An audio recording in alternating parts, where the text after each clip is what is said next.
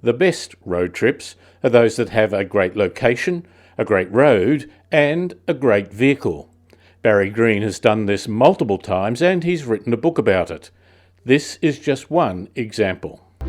This is the full interview from a segment from the Overdrive radio and podcast program. For more information, go to drivenmedia.com.au. Transport planners say that transport is a derived activity. You only do it to get somewhere to do something else. Motoring revheads say the drive alone is reason enough if you have the right car. But even if you are driving to enjoy the vehicle, you still have to go through locations with history and character.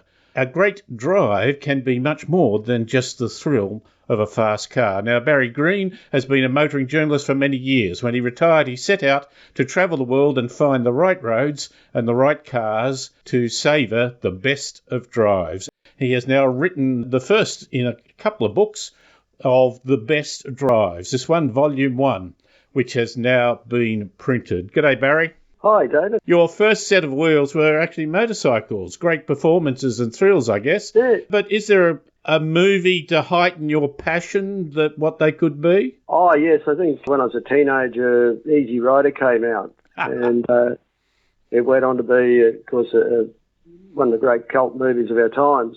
Who couldn't help but be influenced by this journey of discovery, even if it was sort of driven by drugs and alcohol and all other sort of wayward behaviour. But yeah, it certainly caught my imagination as a 17-year-old. Captain America and Billy were not really mechanically minded, were they? And I think Harley Davidsons were not the focus of technology for precision driving. Yet, isn't that the point, though, that it was a lifestyle?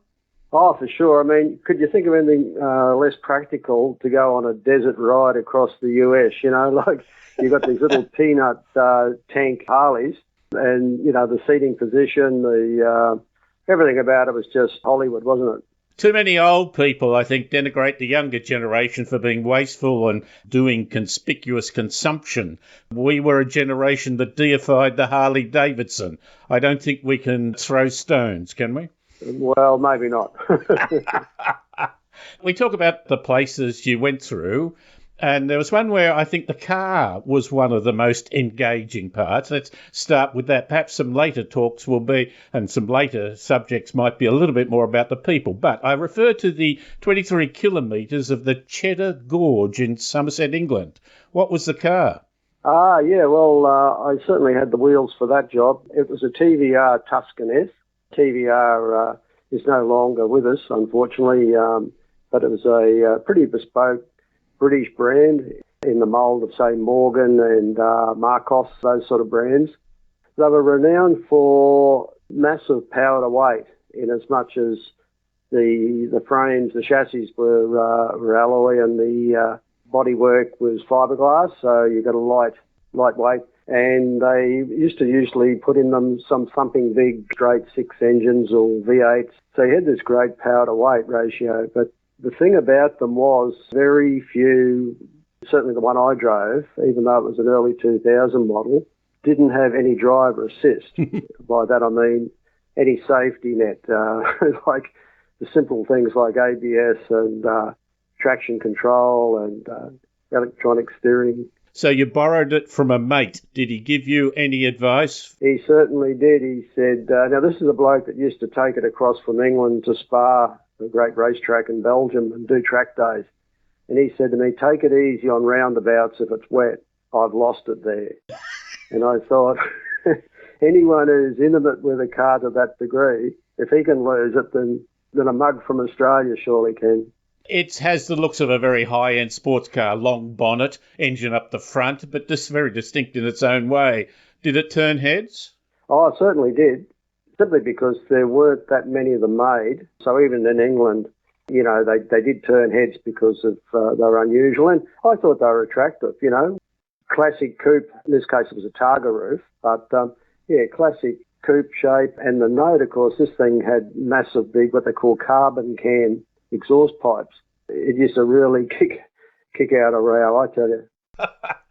Did you like the looks? Because 2003, I think, was the model, yet it used the technology that was developing. It had very small headlights, 3, I think, on each side. Yeah. But they were small. Did you like the look of that? Oh, yeah, they're sort of like 3 torches embedded in the front guards. You know, I mean, that for a start got your attention. Another little idiosyncrasy it had was to enter the 2 doors, you actually pressed a little button under the external rear vision mirrors, and that used to unlock the door. So it just made for a blemish-free external door panel. Like there were no things like handles or that extrusions like door handles.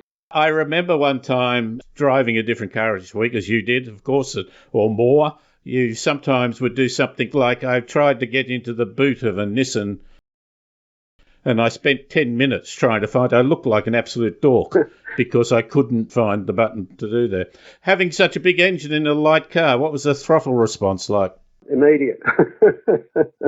The tricky thing to driving them was, though, and this was sort of made obvious to me by the owner, was that the steering, it was hydraulic. It wasn't electric like the modern, mission control cars. But even for that, it was really quick steering. So it was very easy to just arrive at a corner in a hell of a hurry and then go to turn in and just found you just added too much lock on. And of course, no driver age, like you had to get, I actually carried in my mind, I had a conditioning in my mind that I'd thought about where I was going to, which hand I needed to get the lock on in a hurry. That's the sort of thing it asks of you or demands of you, You defined it as brimming with intent. Oh, yeah. What did you mean by that? Oh, ready to go.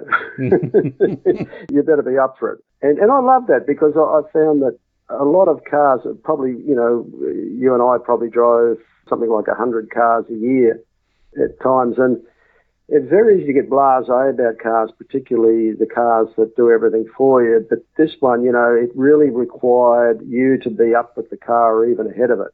And I thought, isn't that good? Because if you bought one, you would never sort of arrive quickly at the thought of, you're a great car, but what more you got? I reckon this car would always have something in reserve for you, you know what I mean? Like it, or ahead of you. You really had to respect it, and if you did, you grew with it. And I found that out in just one day.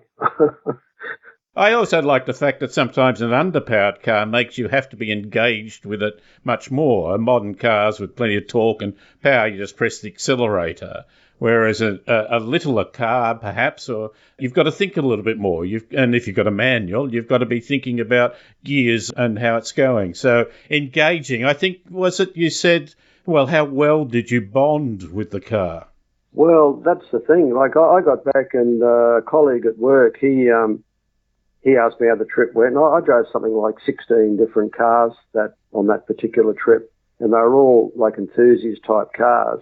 And one I had, what would you say, great expectations of and delivered was the Morgan three-wheeler. But I found I was talking more about this TVR than I was the Morgan. And this colleague said, I can really see how that's bitten you, and he was right. Like I was thinking out ways of importing one and going out, to a track day at one of our local tracks and, scaring the hell out of the Porsche 911s,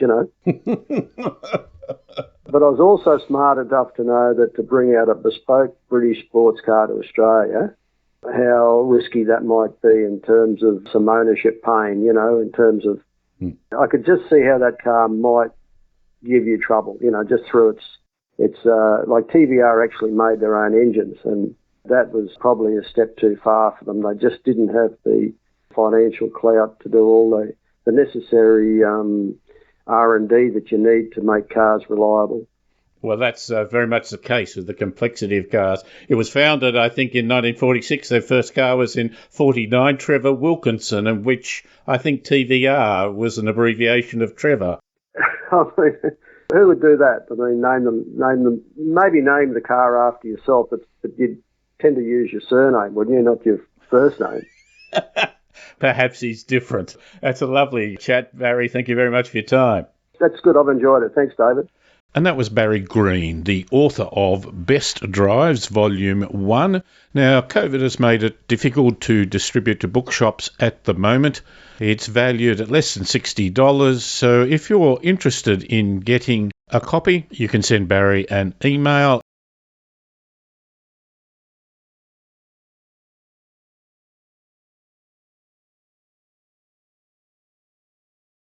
Or you can send it through the contact link on drivenmedia.com. Overdrive is a radio and podcast program featuring road tests, interviews and features on motoring and transport. More information is available at drivenmedia.com.au and podcasts on Spotify or iTunes.